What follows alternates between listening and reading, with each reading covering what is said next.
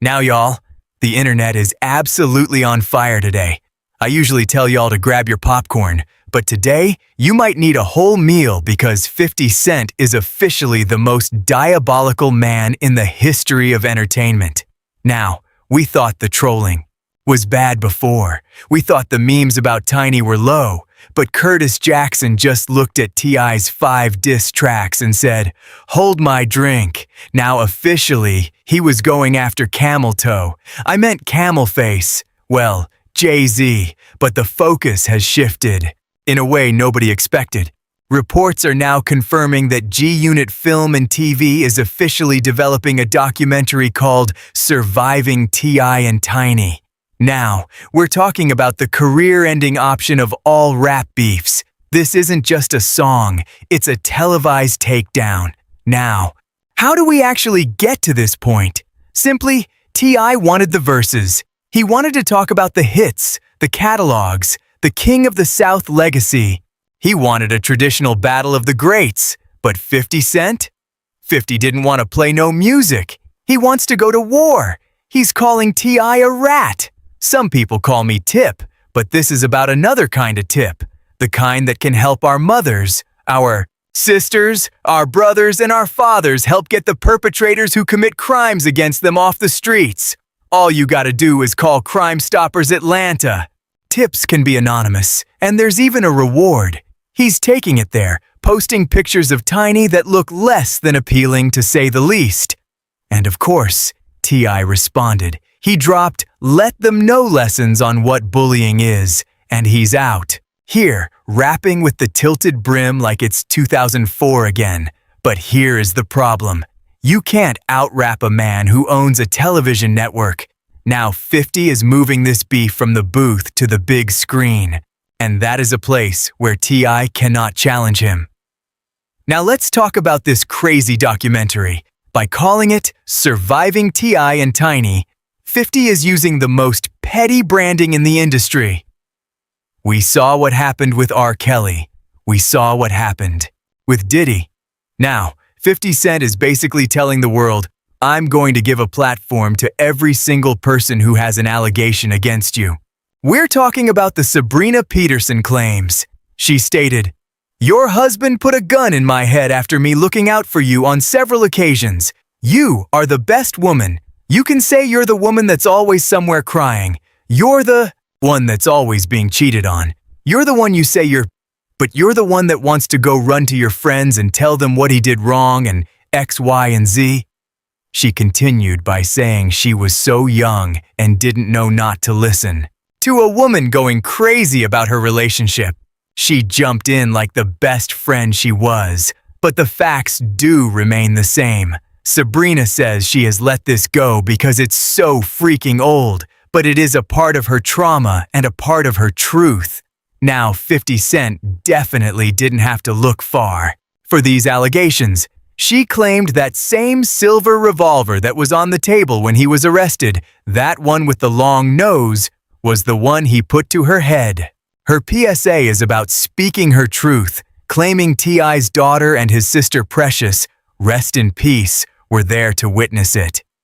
Even though the statute of limitations is up and he can't go to jail, she says her truth is her truth. What she lived is what she lived. She calls Tiny a disgusting individual for turning her back on a friend. Then, there was a text message leaked behind this whole thing as well. It says, "Yes, it's true. Years ago, T.I. and Tiny kicked in my next-door neighbor's door and beat and kidnapped her husband. We found her kids in the closet. The police was called. We gave a statement that stated his name and a guy that was from the apartment's name. It was like 3 wide in the evening, so we could see him clear as day. These people still suffer to this day. You can post my DM? I am not afraid. It's the truth." Now y'all, 50 Cent definitely got a smoking gun. This documentary is about to be crazy. T.I. finally spoke up, saying it's been extremely difficult to remain quiet in light of these egregious allegations. He says right now, it doesn't matter what they can prove you did, it matters what you could prove you didn't. He stated clearly that they are not opening the door to their bedroom for everyone to chime in, but whatever they have done was with consensual adults who are into what they are into. He claims they never forced, drugged, or held anyone against their will. He says these are not stories of actual events and that he has proof of people admitting they just wanted clout. He calls it evil at play and says there is a record of pattern behavior from the individuals making claims. He says we can't weaponize social media to take down people who uplift communities. T.I. says he was born for this position, to sit in the fire so it benefits others. But 50 Cent doesn't care about the verdict in those cases. He cares about the court of public opinion. If he puts those women on camera under the G-Unit banner, that's a wrap for the whole family hustle image. And also, y'all, we got the kids involved. King Harris. Somebody need to sit this little, crazy-looking boy down. He's out here wearing a t-shirt with 50 Cent's deceased mother on it talking about digging her up.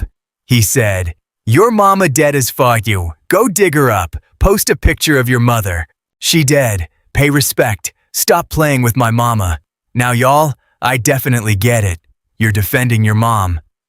50 was talking crazy about Tiny, but you never ever bring up the deceased. 50 Cent lost his mom to a fire when he was a kid, and that is his biggest trigger. By King doing that, he didn't help his dad. He just gave 50 Cent a reason to never ever stop. 50 is the type of guy who will wait 10 years just to see you fail. King just poured gasoline on the fire that was already burning down the house.